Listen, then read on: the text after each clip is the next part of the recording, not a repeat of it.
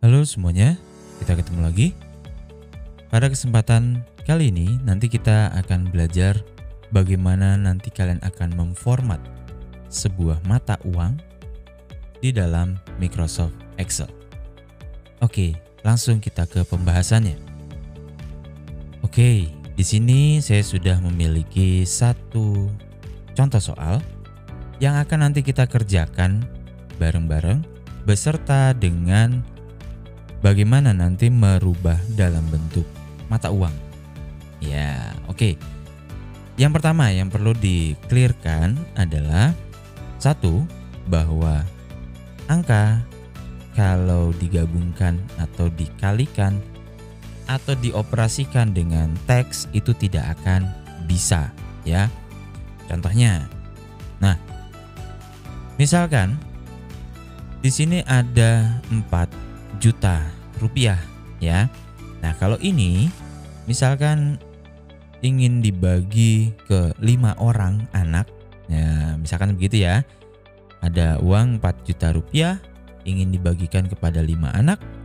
Kira-kira masing-masing anaknya dapat berapa? Gitu ya. Contoh soal sederhananya. Rumusnya kan berarti ini dibagi dengan ini. Gitu kan? Itu rumusnya. Kalau kita enter, kenapa di sini bisa muncul value?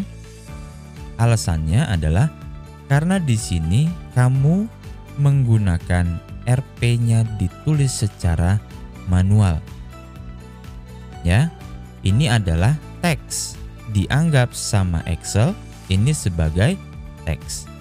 Ingat yang materi waktu itu, gabungan antara huruf dengan angka itu akan dianggap sebagai teks. Bukan hurufnya sendiri, angkanya sendiri. Tidak, tapi dianggapnya sebagai teks. Nah, ini dianggap sebagai teks, ini dianggap sebagai angka. Sama aja, kayak ayam digabungkan dengan gajah. Anaknya apa ya? Nah, gitu kan? Nggak mungkin. Ayam ya harus sama ayam. Gajah harus sama gajah. Gitu kan? Nah, oke. Nih, ini kenapa di sini bisa muncul value? Karena tadi alasannya adalah yang bagian 4 jutanya ini, kalau kita lihat sekilas sih ini 4 juta rupiah. Ya, tapi dianggap sama Excel ini sebagai teks. Oke? Itu di awal. Nah, sekarang supaya tidak terjadi seperti ini, itu ada yang perlu kita rubah. Ya, ada yang perlu kita rubah. Oke. Yang perlu kita rubahnya apa? Nanti. Yang penting ini kita kerjakan dulu sampai selesai. Kalau sudah, baru nanti kita masuk ke proses perubahannya tadi. Oke? Di sini upah 1 jam kerja ini kita biarkan aja dulu. Ini juga kita biarkan dulu. Upah kerjanya, nah, didapat dari jam kerja dikalikan dengan upah 1 jam kerja. Oke, sama dengan jam kerja dikalikan, jam kerja dikalikan dengan upah 1 jam kerja dikalikan dengan upah 1 jam kerja. Enter. Upah lembur. Upah lemburnya didapat dari sama dengan jam lembur dikalikan dengan upah 1 jam lembur. Jam lembur dikalikan dengan upah 1 jam lembur. Enter. Total upah kotor sama dengan upah kerja ditambah dengan upah lembur. Upah kerja mana? Ini ditambahkan dengan upah 1 jam lembur. Enter. Pajak sama dengan didapat dari total upah kotor dikalikan dengan 15%. Total upah kotor dikalikan 15 lambang persen. Enter. Total upah neto didapat dari total upah kotor dikurangi dengan pajak sama dengan total upah kotor dikurangi dengan pajak. Enter. Oke, hasilnya adalah 34.000. Ya. Nih.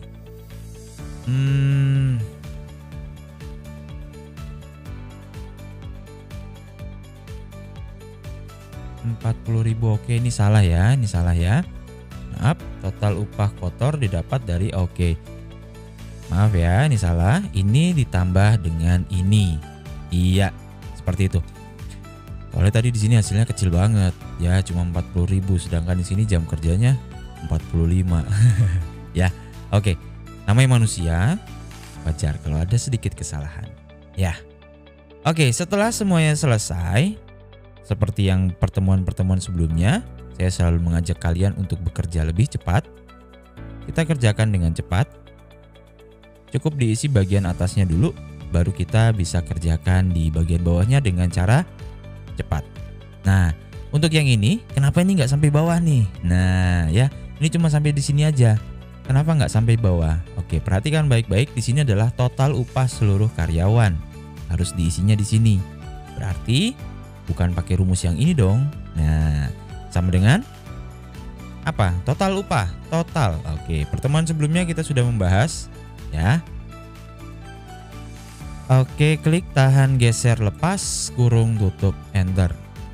Rata-rata sama dengan average kurung buka. Klik tahan geser lepas kurung tutup enter.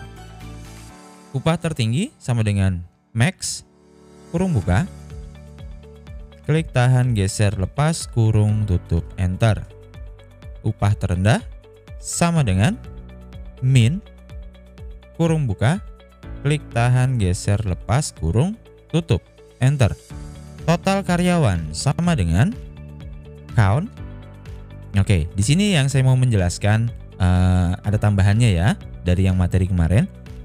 Total karyawan itu nggak bisa dicari kalau datanya itu berupa teks ya. Jadi datanya itu harus ada angkanya di dalam. Nah, karena di contoh soal sini, di sini nggak ada nomor nih. Kalau di sini ada nomor, berarti total karyawannya dicari dari nomor ya. Seperti itu, karena nomor itu kan angka. Kalau di sini ada NO 1 2 3 4 5. Nah, carinya dari yang sini. Itu kalau ada no-nya, ada nomornya. Nah, di sini berhubung tidak ada, maka yang akan kita pakai yang data ini. Kalau pakai data nama, maka hasilnya akan 0. Sama dengan count, kita pakai data nama, kurung tutup, enter, 0. Ya, artinya total karyawan nggak ada. Nggak mungkin dong, ya. Nah, oleh karena itu, jangan pakai yang nama, tapi pakainya yang total upah neto. Oke, kalau sudah di enter, maka total karyawannya ada 5. AA 1, BB 2, CC 3, DD 4, FF 5. Oke, seperti itu ya. Nah, setelah semuanya selesai, sekarang kita akan merubah nih ke dalam bentuk format rupiah atau ke dalam bentuk mata uang. Bagaimana caranya? Kita blok ya, blok data yang akan kita pakai atau yang akan kita rubah ke dalam bentuk rupiah. Ya, kita blok. Nah, kok ini bisa kelompat begini ya? Gimana caranya? Nah, kemarin kan sudah sempat kita bahas untuk memblok lompat seperti itu. Kita blok dulu nih, biasa. Klik tahan geser lepas. Setelah itu di bagian keyboard kalian sambil menekan CTRL. Sekarang silahkan ditekan CTRL-nya. Lalu arahkan lagi ke bagian yang ini. Kita klik tahan geser lepas. Oke, CTRL-nya masih ditahan, masih dipencet terus. Setelah itu baru yang bagian bawahnya klik tahan geser lepas. Nah, barulah sekarang dilepas CTRL-nya. Gitu ya. Diulangi ya. Ini mouse-nya klik tahan geser lepas. Terus sekarang CTRL ditekan. Terus sampai nanti saya bilang CTRL lepas. CTRL-nya ditahan terus. Setelah itu klik tahan geser mouse kalian. Lepas mouse kalian.